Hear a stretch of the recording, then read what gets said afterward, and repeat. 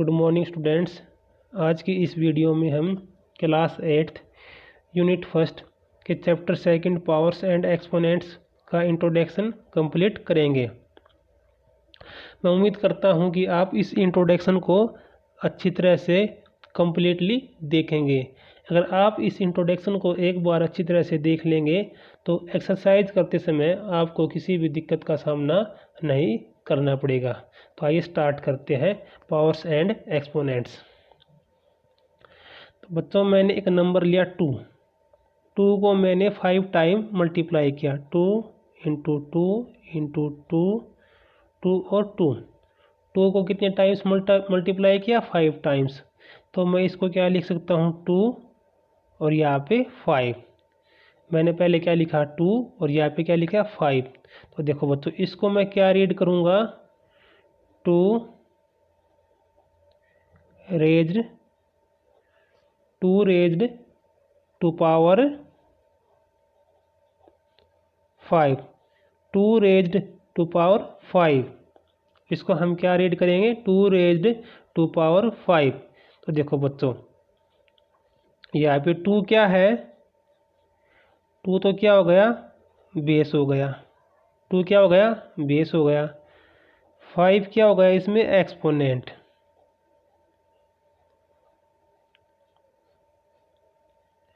Five क्या हो गया? एक्सपोनेंट। तो देखो बच्चों, 2 क्या हो गया? बेस हो गया। 5 क्या हो गया? एक्सपोनेंट हो गया। और इसको कंप्लीटली क्या रीड करेंगे? 2 raised to the power 5। 2 raised to the power 5। तो देखो बच्चों, अगर मैंने एक नंबर लिया 3 इंटू 3 इंटू 3 इंटू 3 को कितने टाइम्स लिया? 4 टाइम्स। तो मैं इसको क्या लिख सकता हूँ? 3 और यहाँ पे 4। तो इसको मैं कंप्लीटली क्या रीड करूँगा? 3 रेज्ड टू द पावर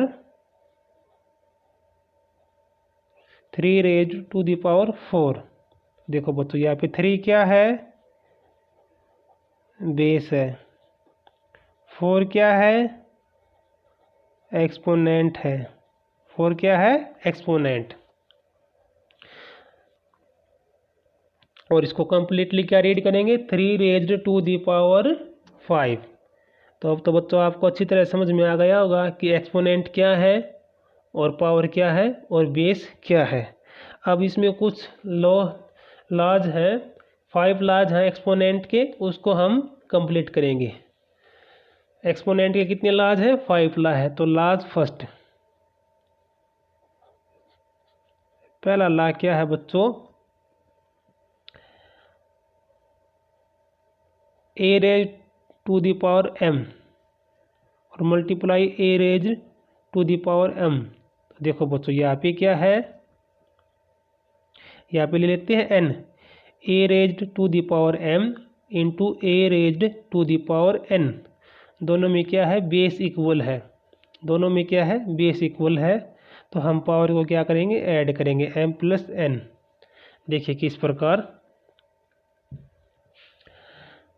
अगर 2 की पावर क्या है? 3 है। और 2 की पावर क्या है? 5 है। 2 की पावर 3 और 2 की power 5। 2 raise to the power 3, 2 raise to the power 5। तो हम क्या करेंगे? अगर बेस इक्वल है, दोनों में देखो बेस इक्वल है, तो हम पावर को ऐड करेंगे। पावर क्या हो जाएगी? 2 रेज टू द पावर 8। अगर बेस इक्वल होगा तो हम यहाँ पे सबसे पहले क्या लिखेंगे? बेस लिखेंगे। उसके बाद पावर्स को ऐड करेंगे। 3 + 5 क्या हो गया? 8 हो गया। ये तो था लॉ नंबर फर्स्ट। अब हम करेंगे लॉ नंबर सेकंड।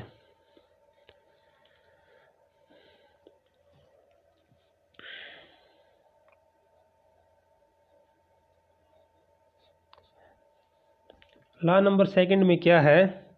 अगर पावर इक्वल है और बेस इक्वल नहीं है, जैसे a raised to the power m और b raised to the power m, अगर पावर इक्वल है और बेस इक्वल नहीं है तो हम बेस की आपस में मल्टीप्लाई करेंगे और पावर को बाहर लिखेंगे।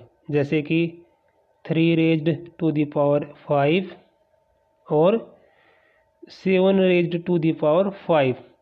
यहाँ पे देखो बेस इक्वल नहीं है, बेस अनइक्वल है और पावर इक्वल है।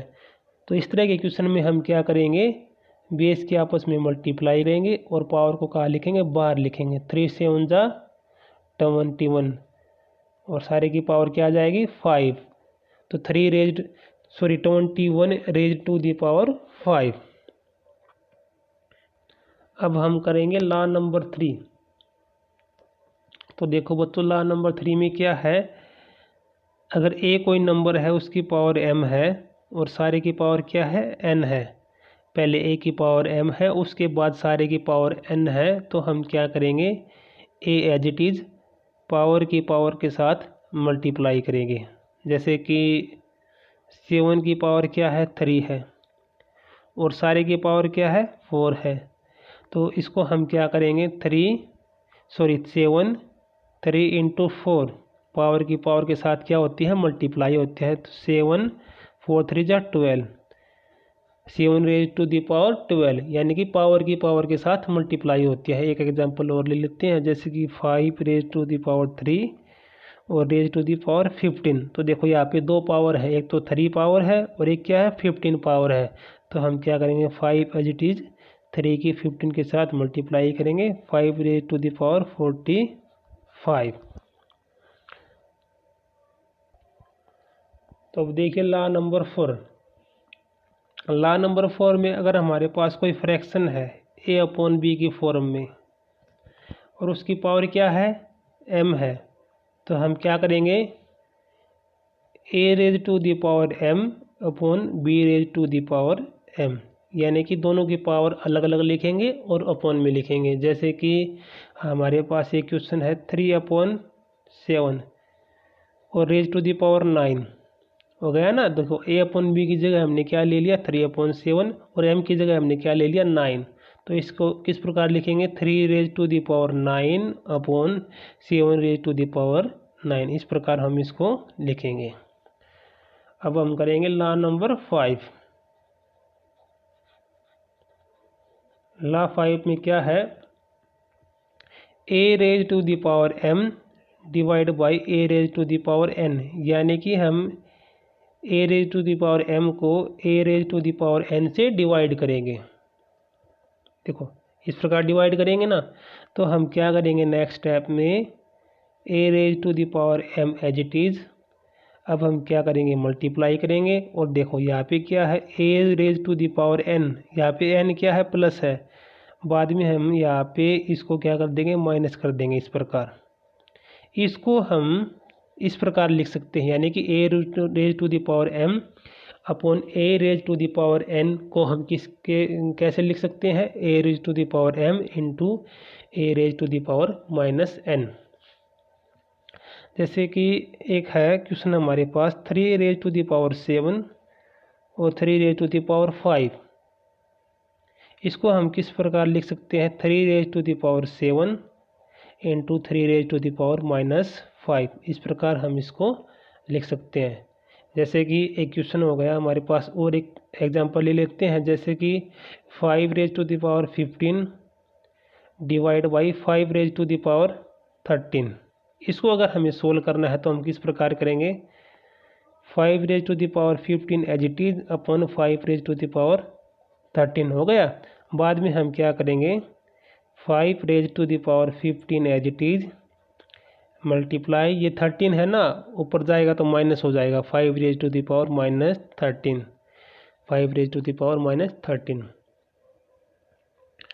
तो देखो बच्चों अगर ऐसे आ जाए हमारे पास किस प्रकार 3 raise to the power 2 divide by 3 raise to the power minus 2, तो हम क्या करेंगे 3 raise to the power 2 as it is, ये नीचे आ जाएगा 3 raise to the power minus 2, क्या आ जाएगा 3 raise to the power minus 2।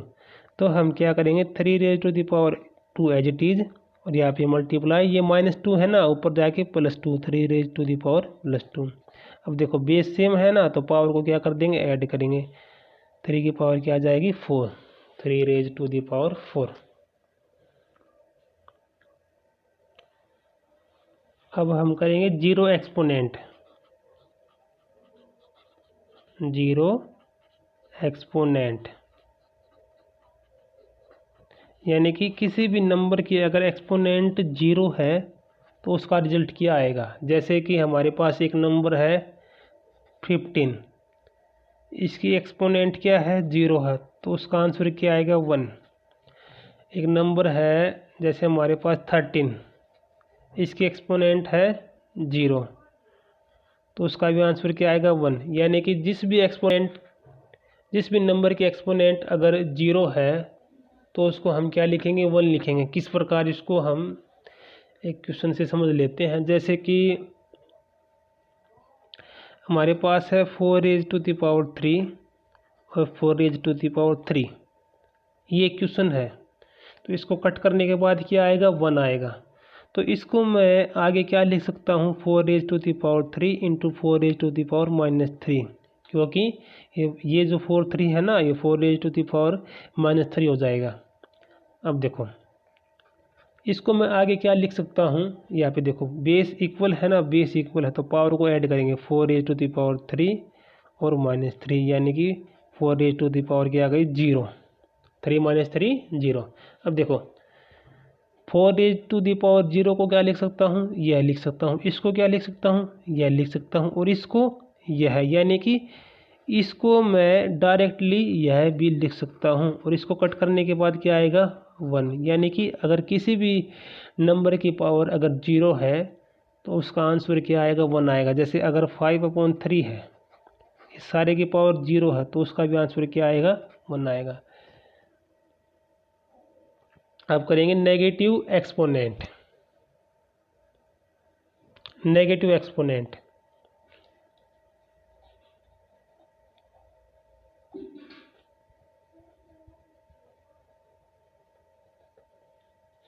यानी कि एक्सपोनेंट क्या है, एक नेगेटिव नंबर है। जैसे कि अगर ए कोई नंबर है उसका एक्सपोनेंट क्या है -m है, तो उसको मैं क्या लिखूंगा 1/am। किस प्रकार, जैसे कि 2⁻³ यहाँ पे -3 एक्सपोनेंट है जो कि क्या है एक नेगेटिव एक्सपोनेंट है, तो इसको हम किस प्रकार लिख सकते हैं 1/2⁻3। इसको हम क्या लिखेंगे 1/2⁻3, क्योंकि 2⁻³ के साथ मल्टीप्लाई में क्या है 1 है, क्योंकि 1 तो हर नंबर के साथ मल्टीप्लाई में होता है। इसको 1 को एज इट इज, ये 2⁻³ है, अगर मैं इसको नीचे लेके आऊँगा, अगर हम इसको नीचे लेके आएंगे तो 2⁻³ क्या हो जाएगी +3। जैसे हमारे पास एक क्वेश्चन है 3⁻⁻12, इसको हम किस प्रकार लिख सकते हैं, क्या करेंगे 1 3⁻⁻, ये ऊपर है ना, नीचे आके क्या हो जाएगी +12। इस प्रकार हम इसको लिख सकते हैं।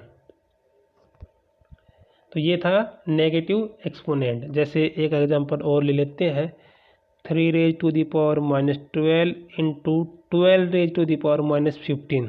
इसको किस प्रकार लिखेंगे, क्या करेंगे, सबसे पहले इसको लिखेंगे 1/3⁻12 क्योंकि ये -12 है, इंटू 1/12⁻15 इसको हम इस प्रकार लिखेंगे। तो बच्चों इस प्रकार हमने इस वीडियो में इसके इंट्रोडक्शन को कंप्लीट किया। आप इंट्रोडक्शन को कम्प्लीटली देखना, अगर आप इसको अच्छी तरह से देख लोगे तो एक्सरसाइज करते समय हमें किसी भी मुसीबत का सामना नहीं करना पड़ेगा। ओके बेटा।